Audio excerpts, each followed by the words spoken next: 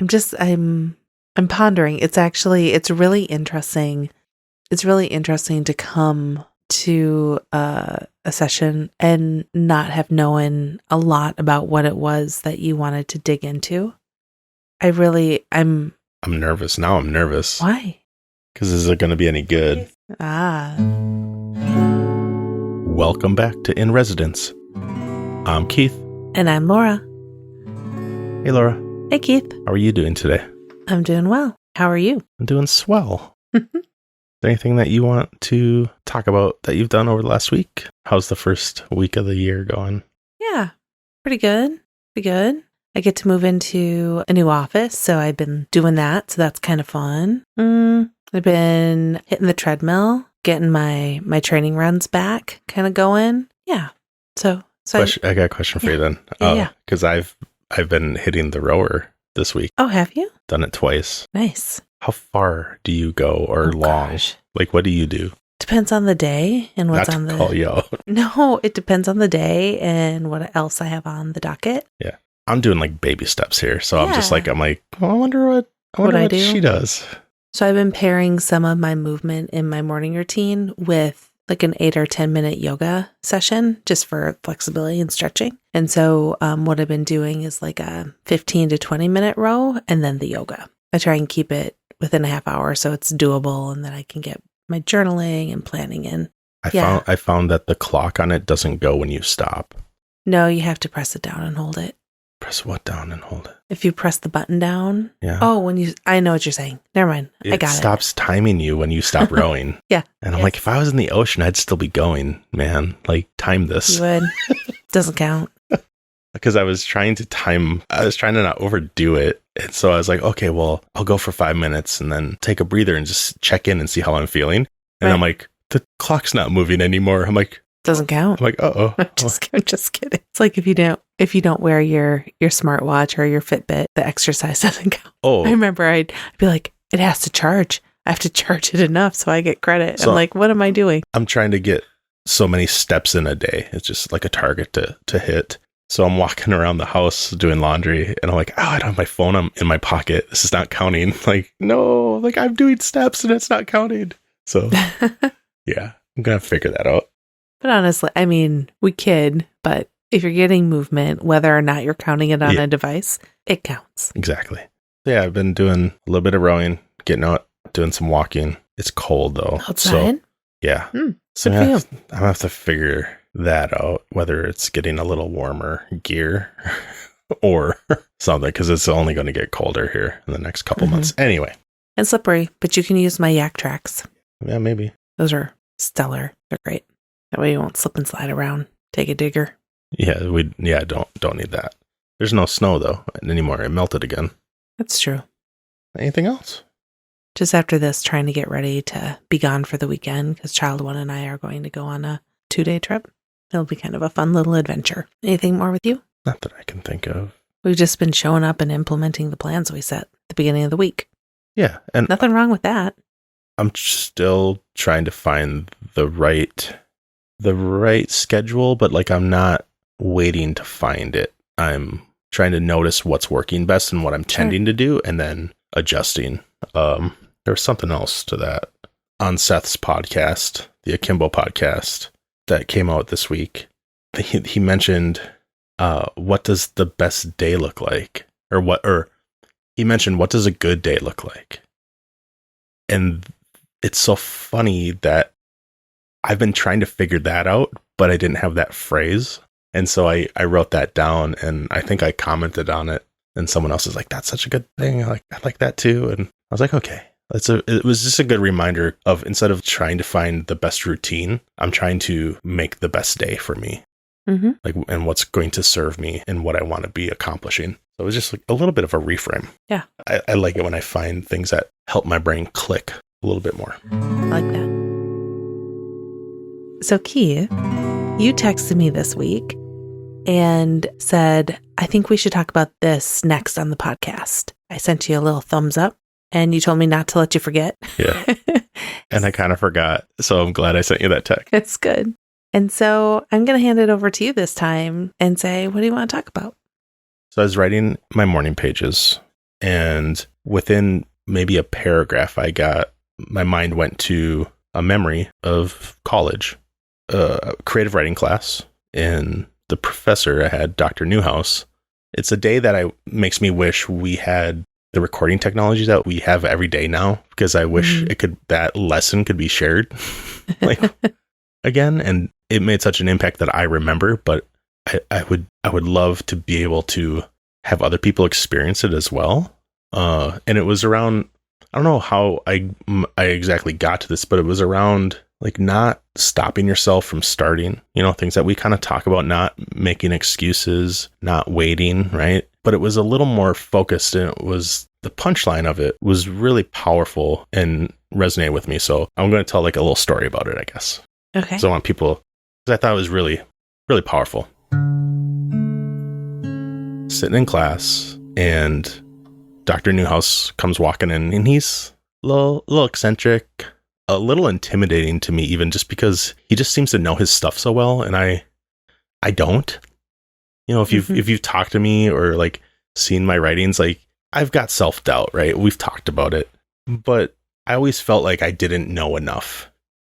Even in college, and when I was supposed to be learning things, I thought I didn't know enough yet to learn the things, kind of.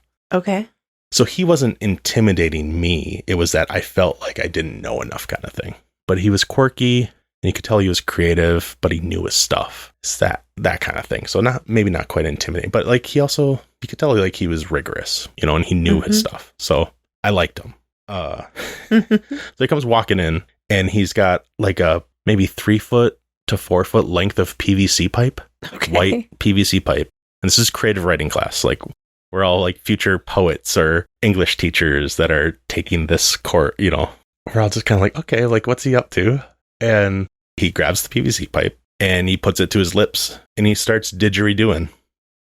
Doing what? Didgeridoo. I have no idea what that is. The instrument from down under, from an Aboriginal instrument. Okay. Didgeridoo. All right. You know what I'm talking about? No, I do. And it Rocco's Modern Life, right? The background music for that. Right? I get you. I get you.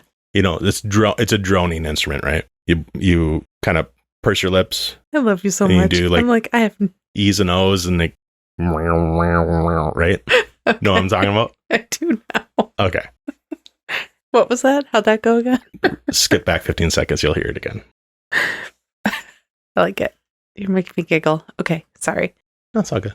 So he gives us a minute long at the most, he does a little riff, he improvises a piece on the PVC pipe. And I was just like, what is happening? Like, how are you doing that? Right?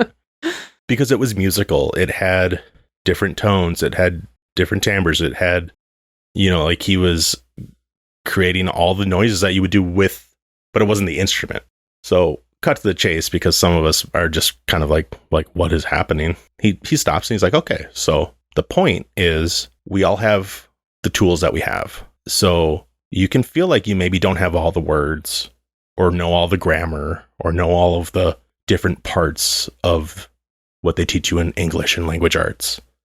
But that's not an excuse. Like, don't let that stop you from writing. Use the skills that you have to do the work you're trying to do. And so that's probably why it came to me, because like that's what I'm wrestling with, is always a little bit of that. Like, do I have what it takes to do the thing I want to do, right? Or some version of that. But that gave me a lot of confidence to understand, for someone to say the thing that I've been thinking for so long out loud and to my peers. I was like, oh, okay, I might just say the sun shined brightly. And then how could it be better later, right? Like that comes, right? So it's that kind of thing. I was like, oh, this is probably something worth talking about. And I mean, I still remember it, and it's 20 some years later. So I like that. I'm sitting here enjoying your story. I think it's coming to me because I'm spending time writing about and thinking about what's the next step, or what is the next thing I can do. And I'm probably finding myself saying, you don't know how to do the next thing, or why would you do this or that? Or if you're thinking this, or so. Mm-hmm. I think the thing that's interesting to me about this story, like what I'm taking from it, is two different things. The first thing I thought I was getting from kind of the message you sent me was if you don't have the skills, how do you go out and get them and learn them? Right. And I think that is part of my and both of our, how we orient ourselves. Mm-hmm. We consume a lot of information to try and learn how to do the things that we want to do and get better at. But I think that maybe I'm hearing that I didn't anticipate in your story is you can still do the things you seek to do, even if what you have isn't the perfect tool that you think you need. Right. Like, it's making me think a little bit, and not to go back to kind of exercise and working out, Mm-hmm. but how many times have we bought something or said, well, I can't do a workout plan if I don't have X, Y, or Z weights, or if I don't have a kettlebell, Mm-hmm. right? Yeah. Or if I don't have a slam ball. I certainly can't do this HIIT workout because one of the exercises requires a slam ball. So Right. I'm just not going to do it, and so I think that might be simple, but I think that's one thing that you need all the perfect tools. You need the water bottle that's, 64 ounces. You need this, you need that. But you're stopping yourself from changing. That's what I recognize it as now. It's an excuse. And I'm laughing because there's been so many times in personal training that it's simply body weight or me trying to lift part of my body from me being in a different position than I'm used to being in. And I get up and I leave after the 45 minutes and I'm like, so apparently I don't need anything to get my sweat on. He's like, yep. I will say I'm trying to do some small yoga each day for like flexibility. And I just started this week, so I'm trying to make it a habit, and we're going to see if I can keep showing up and making it stick, because yoga has been something that I've always thought it's too slow for me because my brain's a ticker tape, right? It's like I prefer running and rowing and elliptical and weight training, and right. Mm-hmm. You and I have talked a lot that that's why I need it more than anything, meditation and yoga, right? But I guess what my point is, there's some of the moves, even like, now go into downward facing dog. I'm like, all right, I got this. And I'm like, why am I shaking? Because I'm like, oh, okay, my body is not used to this.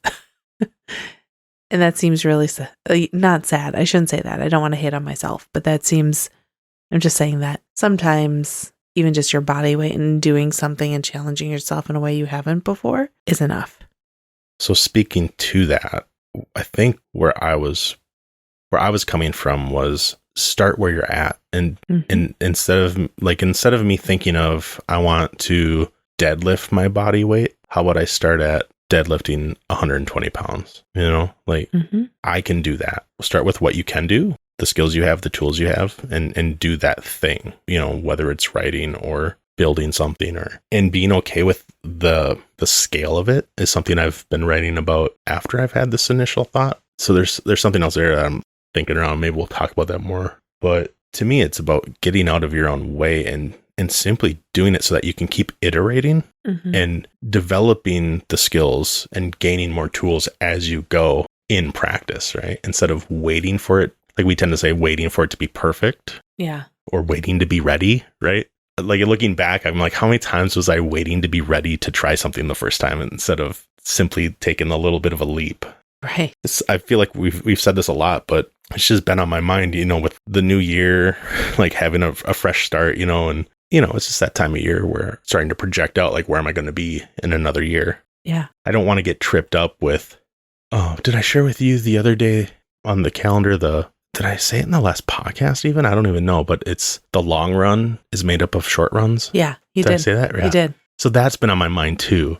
Trying to be able to focus on like the smaller scale in service of the longer view. So it's just been front of mind. And so I was doing more of the work on the page and trying to sort through it. And I'm seeing a lot of other people kind of doing that too. And it's kind of like one of those things I'm like, you want to say just start. And like when you hear that, when someone says just start, you're like, it's not just, I have all these things. And that's why I want to just be like, start where you're at, show us what you got, and then make it better, right? Like I say to the kids, like, say it straight when they have to write a paper, right? Yeah. Say what you have to say, and then we'll make it better. And then we'll make it better again. So. Yeah.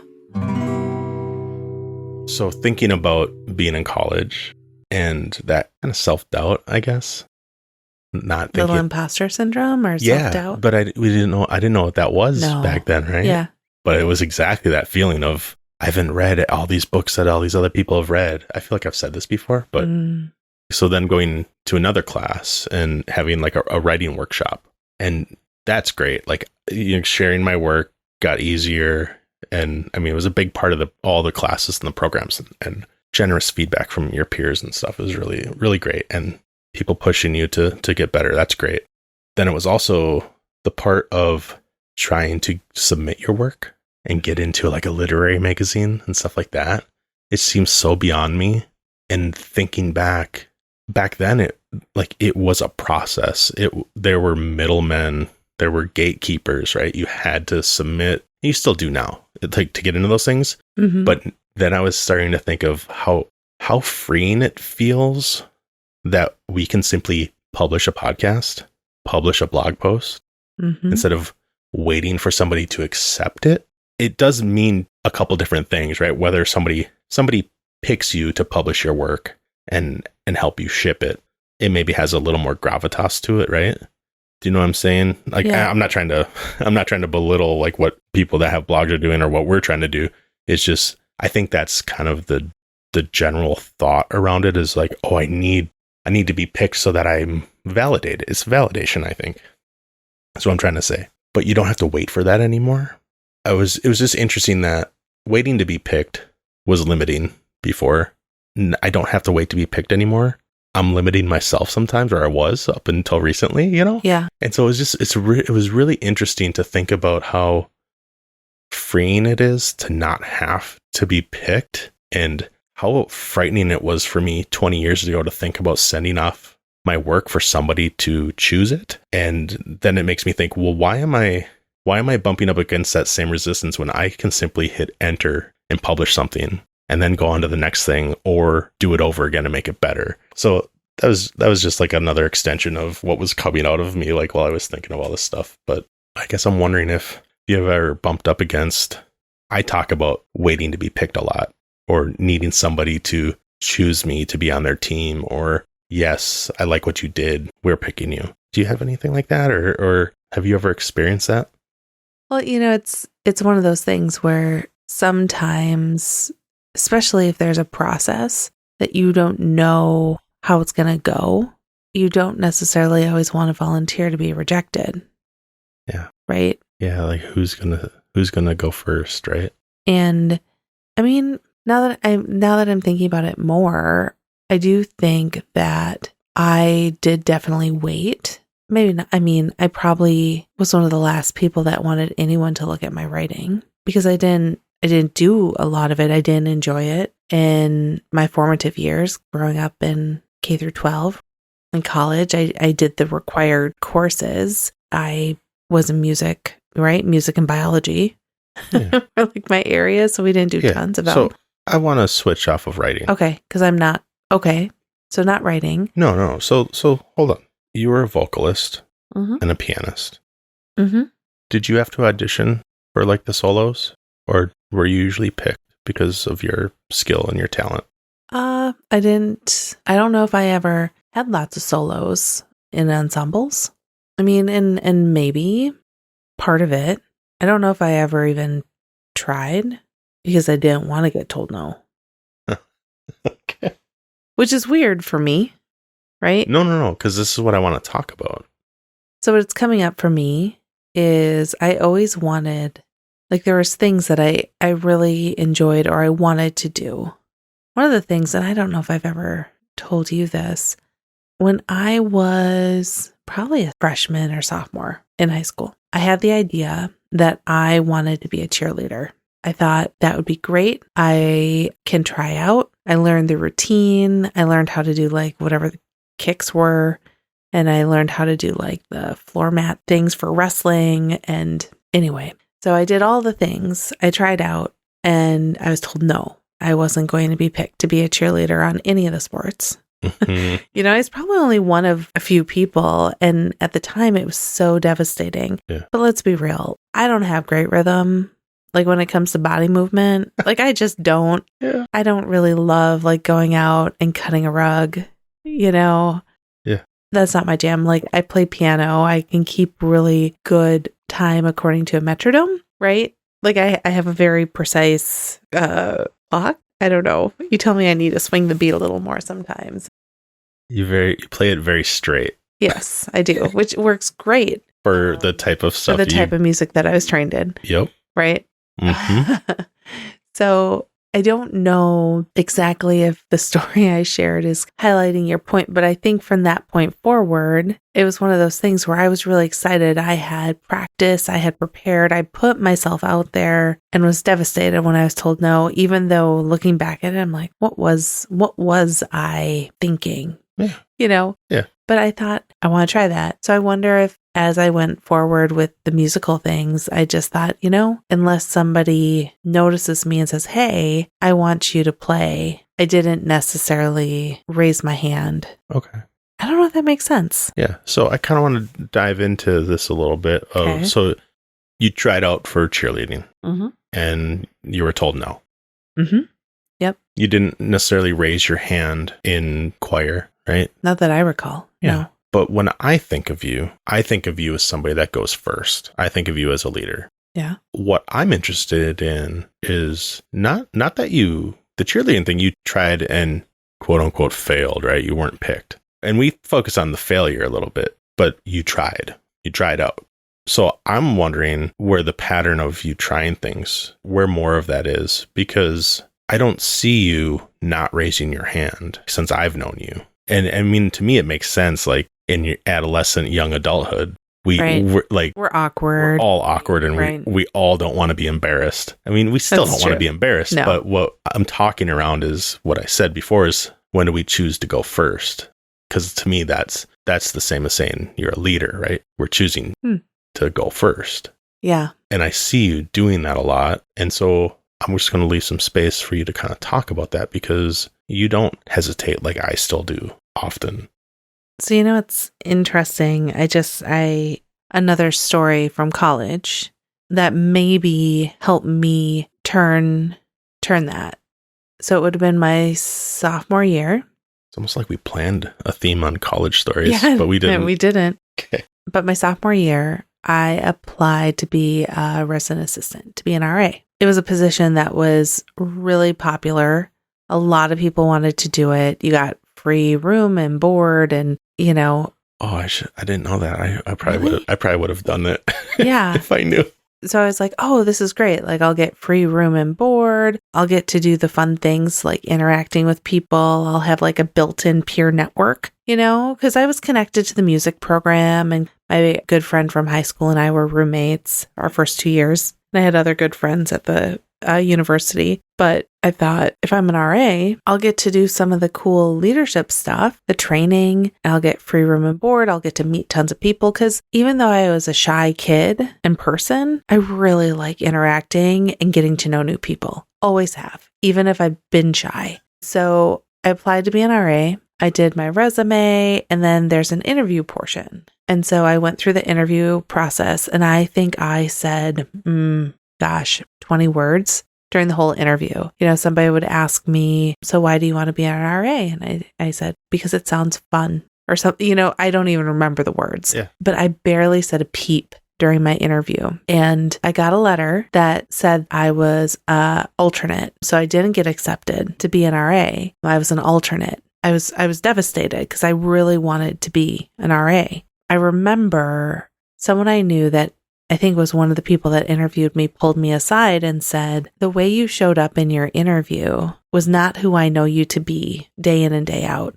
You need to let who you are shine. And so I remember hearing that and I can't remember. I feel like I can't quite remember, but I know that I was an alternate. I was not accepted. It turned out somebody dropped out or they decided they were going to go to study abroad, something like that. Then there was this opening. And so I was able to become an RA after kind of that disappointment and that mentoring conversation. And from that point on, I realized a couple things. I learned that I need to show up as me in interviews in a professional way, right? But I need to show up as who I am, because if who I am isn't enough or isn't right for the position, why would I want to be in that position?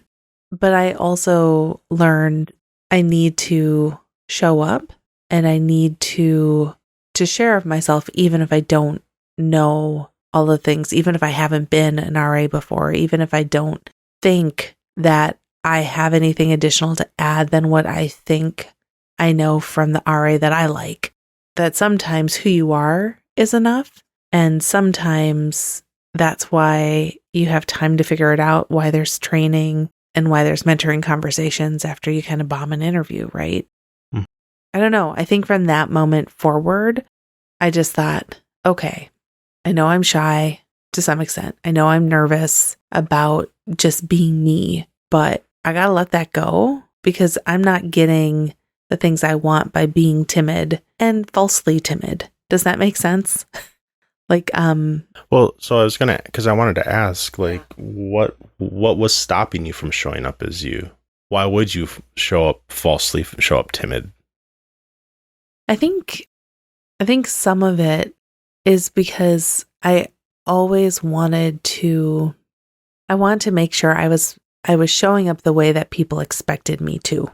And if I couldn't read the situation, I was more shy until you would just kind of shut down a little. Turn it off, I guess. Yeah. Dim your light. Yeah. Well, and I think I liked what you said, let who you are shine. Yeah. And so that's why I was like, oh, you kind of dimmed yourself because you weren't quite sure how to show yourself, maybe, or yeah. And I think maybe that's it too, because when you're going through high school, and high school can be amazing and it can also be hard, right? I mean, there's these mixture of experiences. And so I think. And it can all happen in the same day. Right? Same hour. Yeah.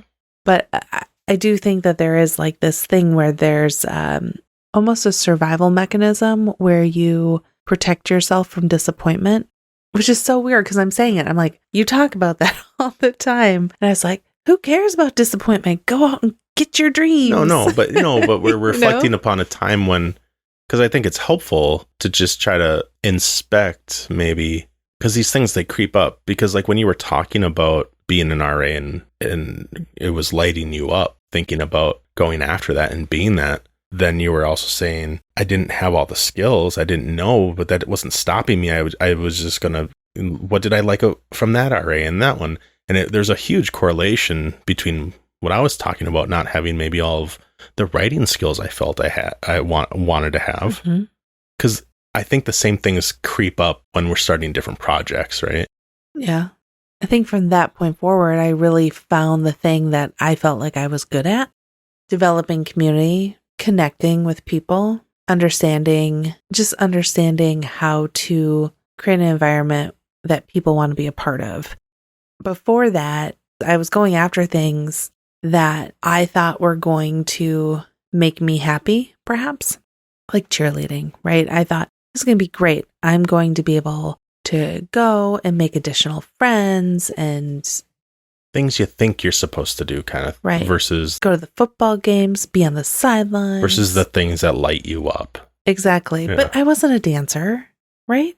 Like I don't know. You didn't know me then. I didn't know you back then. I mean, what you know now, I wasn't a dancer, right? I love you're like, I'm not saying anything. I think you got a little rhythm. All right. You just got some rhythm. Don't always explore it. All right. And even thinking about even like tennis, like I played tennis through high school and I played 1 year in college, but I wasn't that great at it. Yeah. I lettered in it and things, but I mean, I was barely. So there's a big thing right there. I wasn't great at it. Why does that even have to be part of that sentence? You liked it, right? Oh, yeah. Yeah. I mean, that right there is like, that's something. I should probably have more questions about that, but about tennis and why? I did tennis, right? But I wasn't great at it. Like the qualifier, right? That why can't you simply play tennis and it's okay that you're not the best? You're enjoying it, because I had the same experience with hockey. Sure. I wasn't a starter. I was captain of the JV team, but even as a senior, I wasn't a starter on the varsity. I learned some things through that, but And you enjoyed it. For the most part, yeah. I like, and you enjoyed it. And you're like, I almost didn't play my senior year. Yeah, I know. You told me that. I'm glad I did, but I don't know if I would have regretted not playing. People say like, oh, you'll regret it if you don't. And it's like, I don't know if I would have. I think it would have been fine either way. Yeah. I liked skating and I liked playing the game. Yes. Mm-hmm. I didn't mean to get us off track there, but I see that correlation there. Like, I wasn't doing it because I was the best, and I'm not going to, anything that I'm doing, like, I want to be really good at what I do, but I'm not going to let not being the best stop me.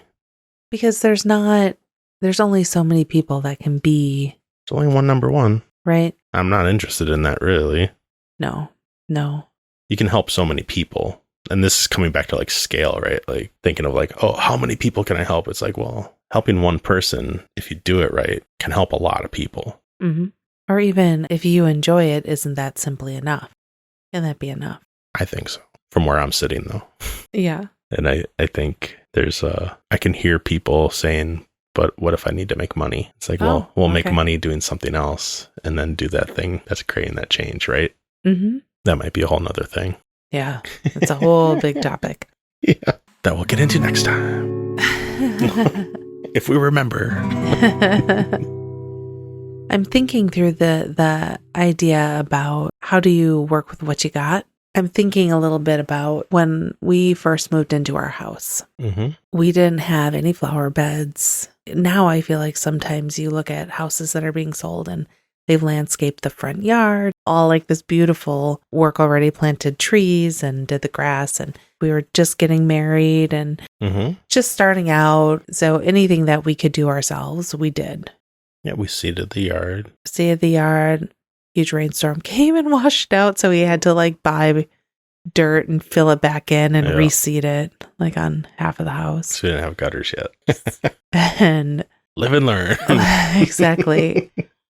I remember sitting there and being like, okay, I know that I want there to be trees and flowers and bushes and a garden. I have no idea what that means. And I probably didn't have much more than like a shovel. So when you're doing gardening and things like that, you can go to different nurseries and buy all the plants. But if you try and buy all the plants from a nursery all at one time, it's really expensive. And there's nothing wrong with nurseries charging. I mean, they do a tremendous amount of work and they deserve. I'm just saying, I don't want people to think that I'm like anti like buy plants from people that grow them and spend time. I think they have the reference of we were young. It was our first house. We didn't have a lot of money. Like I know. Okay. So I get you though. I get you. I just want people to know I'm not everybody. everyone who's doing that work, like doing work. Anyway, so I made a few key purchases, like a crabapple tree for the front yard, Arbor Day foundation. I got $1 pine trees and stuck sticks in the yard. Didn't water them. So that was either they were hardy and survived or did not. But I remember my mom, so my parents lived pretty close to here. And so I was able to get some of her rhubarb. She's amazing at making pies. And so she's taught me how to make the crusts. And I wanted rhubarb so I could make pies. So she gave me some of the rhubarb bulb and I had no idea. And so I put it right in the middle of the hill in the lawn. I'm like, I don't know where else to put it. So I dug a hole and I stuck this thing in the middle of the yard and it got mowed over, deer eating it. I was so nervous. I remember she gave me hostas and I didn't know what to do with them, if I was going to kill them. I made her come over and tell me how deep to plant them. All those little things. I was basically building our landscaping with a shovel and a prayer, right? And a lot of help. And like, you can do it from my mom. But I remember there's one time I'm like, can you just sit here and watch me plant these? And it was hostas. I mean, they pretty much survive unless the deer get them. I remember her being like, I had to go home. You're going to be okay. Just keep doing it the same way you've done it around the other side of the house here. And I was terrified. And this is a really long story about gardening, but just to say, I don't know everything and I'm not afraid to try things because I know sometimes they work, sometimes they don't. There's always more plants at the store or friends or neighbors. And just to enjoy the process and learn as you're going through it. I've gotten more tools. So I don't just have a big old shovel. I have a trowel and I have a garden knife. Any gardeners out there, if you haven't experienced a garden knife, they're fantastic. And now I have a little fenced in garden thanks to you and your parents. I guess all of what I'm trying to say, my shovel was Dr. Newhouse's PVC pipe. And he learned to make beautiful music on that. And I really started the foundation for our yard by trial and error. So anyway, I guess I don't know exactly what I'm trying to say. You're trying to say you can make beautiful things with the tools you have. Right. So go and do it. Exactly. Yeah. Let's wrap it up. Sounds good. So Keith, is there anything you want to talk about, things that you've been engaging with this week? The fun thing that we started was the final season of Billions. Finally. It's the final season? No. So I thought you were like making us Brian wait Koppelman, so long. No. It's so good. It's really good. You might have mentioned it before, but I know I've mentioned his podcast, The Moment, before. It's one I absolutely love listening to. So Billions is great. It's well written, amazing acting. And I was giggling because I was just in awe of how well written the dialogue was. It was so natural, and it's so fun to watch. It's got me all jazzed up. And anyway, that's what I got. How about you, Laura? Okay, so I got a lot of books for Christmas, and everyone has been posting their best books that they read in 2023. Somebody I saw actually did like a Sweet 16 bracket. And so I have been cultivating my book reading list going into 2024. I started reading one that won somebody's Sweet 16 bracket, Lessons in Chemistry. So I'm only a couple chapters in, but I've been reading so many nonfiction leadership type books and development books that I wanted something that was like I'm sitting on the beach even though it's January in Wisconsin. That was a really long answer to say I dig books. Awesome. Anything else? I don't think so. All right. Thanks, everybody. Bye. Bye.